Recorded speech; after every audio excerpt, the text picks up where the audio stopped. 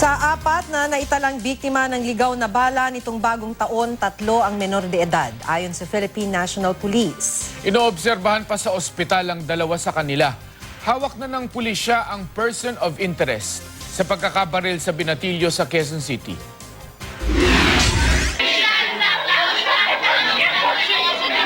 Kuha ang video na ito bago magpasko, kung saan makikitang masigla at bibong nangangaroling ang grupo ng mga bata.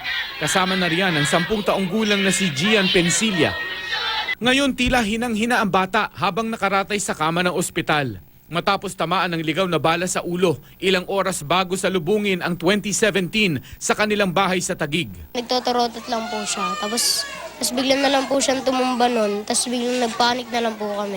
Under observation pa rin ang biktima. Mahal po kasi ng gamot.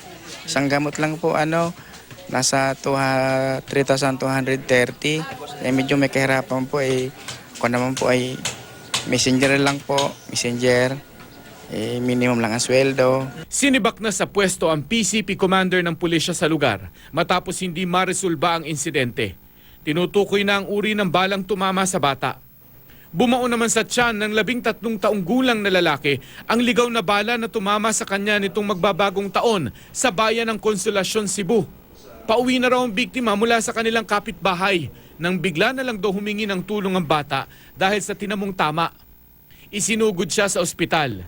Ligtas at nagpapagaling na ang bata. Sa Quezon City, hawak na ng mga otoridad ang itinuturong person of interest na si Jaime Pabuya. Kaugnay ng pagtama ng stray bullet sa 16 na taong gulang na si Leo Mar Aquino, nagpakilalang civilian agent ng Intelligence Service of the Armed Forces o ISAF, si Pabua. Hating gabi ng bagong taon, nahulihan ng baril na may pasong mission order ang civilian agent. Isasalang siya sa paraffin test habang isinasailalim sa ballistic examination ang nakuha sa kanyang baril at basyo.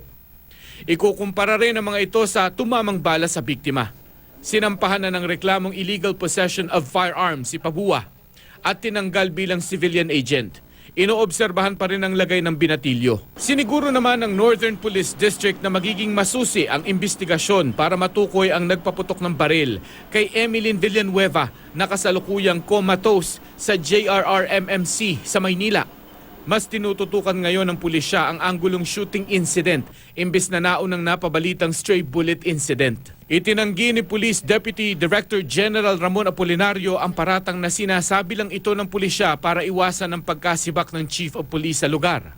Bago ang pagsalubong ng taon, todo bilin si PNP Chief Ronald De La Rosa sa mga pulis at sibilyang magpapaputok ng baril.